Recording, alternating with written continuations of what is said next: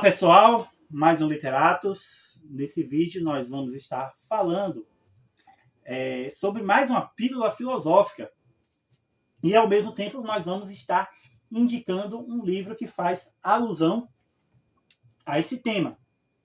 E o tema em questão é: a filosofia é uma ciência? E por extensão nós vamos estar falando: seria o direito uma ciência? Seria a literatura uma ciência? Seria a linguística uma ciência? Claro, a resposta não é tão simples, mas para dar uma luz sobre o assunto, primeiro vamos clarear um pouco da história da ciência. E a gente vai começar falando do final da Idade Média e da modernidade para a gente sermos resumidos e chegarmos ao ponto em questão que nós queremos chegar. No final da Idade Média, a gente tem uma crise com relação ao método que era utilizado, basicamente, o método da lógica aristotélica, onde o órgão, onde a ferramenta de trabalho era a lógica aristotélica. E, nesse sentido, nós temos um método que é dedutivo e abstrato. Com a crítica do Guilherme de Ockham ao problema dos universais, e aí você tem o nascimento do próprio empirismo, que é o quê? Na recusa da ideia da existência dos universais, você tem uma coisa que é mais próxima da experiência, que é os indivíduos, com as suas diferenças específicas. E aí nós temos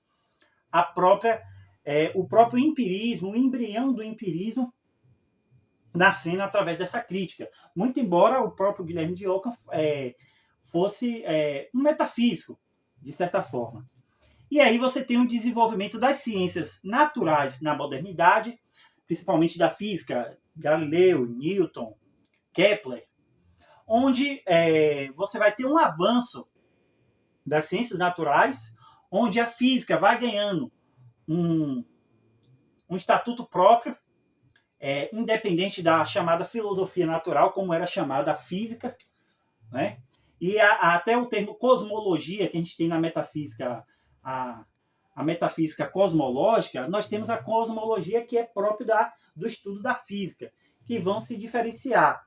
E aí você tem também a própria crise dessa metafísica, onde o próprio David Hume, no seu livro Investigações sobre o Entendimento Humano, ele vai falar que a metafísica está começando a ser esquecida, porque os métodos científicos e o empirismo começam a ganhar espaço maior, porque eles estão dando mais resultados efetivos.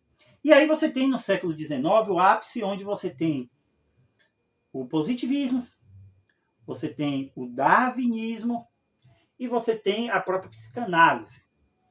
E o próprio positivismo expressa ali, através de Augusto Comte, a ideia de que as ciências, a história do conhecimento, começa com um período teológico, depois metafísico e depois positivo, que vai ser coroado com as ciências sociais.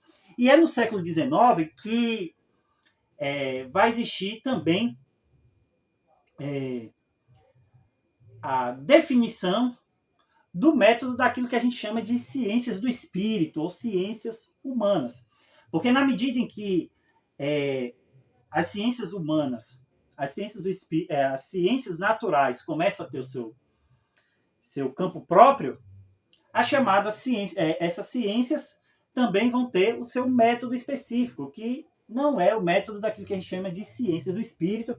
E aqui tem uma indicação do livro, que é A Construção do Mundo Histórico das Ciências Humanas, do Dilthey, que é um livro que é fundamental para entender este fenômeno. Ele tem outras publicações. Esse texto é um texto, de certa maneira, fragmentário, porque algumas ideias ele deixou inconclusa, ou até parágrafos ele deixou inconcluso, mas ainda assim é um livro fundamental e para você compreender essa questão.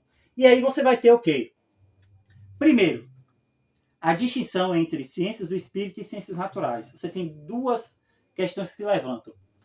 A questão do fundamento e a questão do método. Então, quando a gente fala de ciências naturais, a gente está falando daquilo que a gente pega e leva para o laboratório e vai ter uma investigação da própria natureza, na física, na biologia, na química, e até a matemática, ela existe para resolver esses problemas também. Você vai estudar física, química, você vai enfrentar cálculos matemáticos para resolver certos problemas dessas ciências. E aí, quando a gente fala de ciências naturais, em que o fundamento é a natureza. E aí a gente tem um problema também de você definir, por exemplo, qual é a natureza do direito.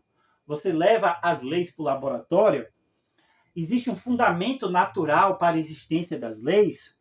Existe um fundamento natural, quando eu digo natural, na natureza, para a existência da ética, para a existência da política e para a existência da própria linguagem? E aí vai ter um estudo meta. O que é que eu estou dizendo? O que quer dizer meta? Ou discutir o fundamento, ou se existe fundamentos naturais para estas ciências. Mas aí o que Dilton vai dizer que existe o fundamento, que é o próprio homem, porque é uma construção humana, as leis são construções humanas, a ética é uma construção humana, a história é uma construção humana, porque basicamente a história é a história dos homens. E embora quando a gente fala de direito a gente possa falar que existe um consenso ou um certo padrão, quando a gente fala que é proibido matar, é proibido mentir, de certa forma a gente vai ver em lugares diferentes, leis diferentes e penalidades, sanções diferentes. Por isso que nós falamos que as ciências do espírito são ciências do homem.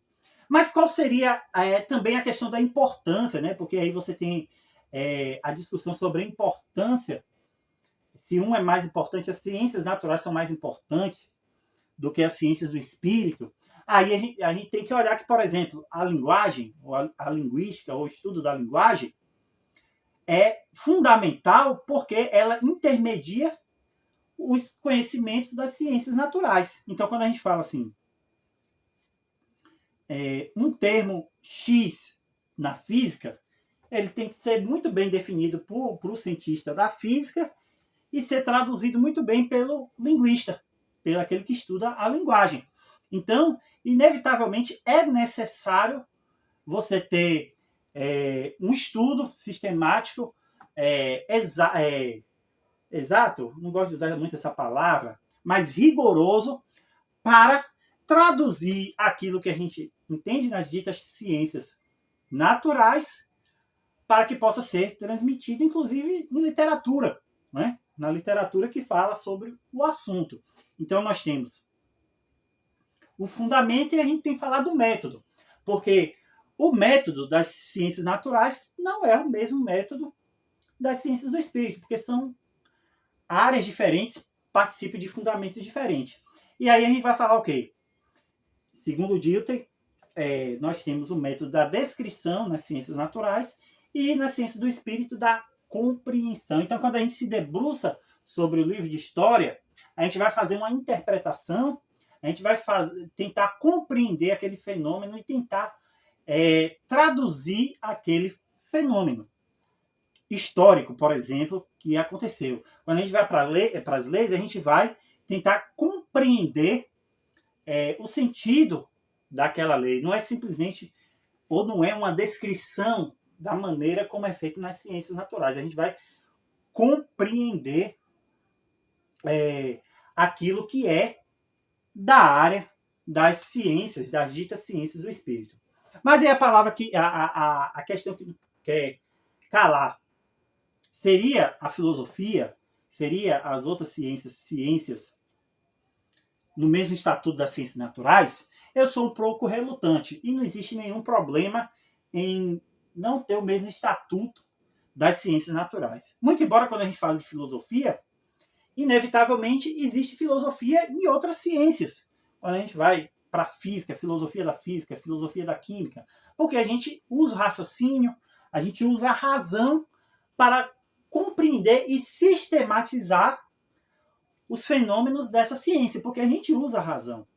A gente usa o raciocínio, a gente usa a especulação para compreender e, por que não dizer também, até criticar e apresentar novas soluções. Existe uma tese do professor Cláudio Costa que ele chama, eu não li sobre o assunto, não me aprofundei, mas ele defende a tese de que a filosofia seria uma protociência, aquilo que ele chama de protociência.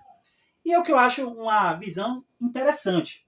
Então, como eu já disse, nós temos uma distinção entre fundamento e método das ciências naturais e das ditas ciências do espírito. Então, qual é o problema da ciência? Das ciências naturais. O problema das ciências naturais e do cientista natural, seja do físico, químico, o biólogo, é que, primeiro, às vezes eles pensam que essa ciência explica o fundamento de tudo, né? Então, o biólogo vai falar, não, você tem ali a evolução tal, que explica. A ciência não explica muitas vezes os fenômenos psíquicos, muito embora exista ciência específica como a psicologia, a psicanálise, que, de certa maneira, são trânsito entre uma ciência natural e uma ciência especulativa, de cunho filosófico. As experiências místicas, que muitas vezes as ciências procuram descrever, mas as experiências também de quase morte, que estão ali no trânsito das ciências, das experiências místicas.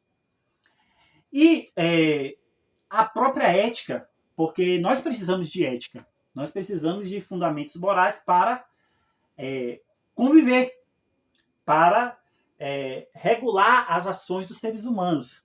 Mas a física, ou a biologia, a química, não vai entrar nesse campo, né? Seria que a ética tem um fundamento natural?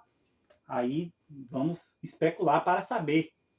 Os cientistas vão ver também. Mas o que acontece? O curioso é que a ciência não é as ciências naturais não são juízes de valor. O biólogo não vai falar ali que levar ali no laboratório e ver, isso aqui é mal ou é bom. Isso quem faz é a filosofia, através da ética e através do direito. Não é? E aí o que acontece? Nem tudo se resume às ciências naturais. Nem tudo se resume às ciências naturais. Primeiro, porque a gente precisa dessas outras ciências do espírito, e porque talvez possa haver um fundamento natural para essas ditas ciências do espírito. Claro, pessoal, que esse vídeo não é com o propósito de esgotar o tema. Fiz aqui um resumo, ainda assim o vídeo ficou longo. E espero que tenham gostado. Estamos em outras plataformas. Tem um Pix para contribuição e até a próxima.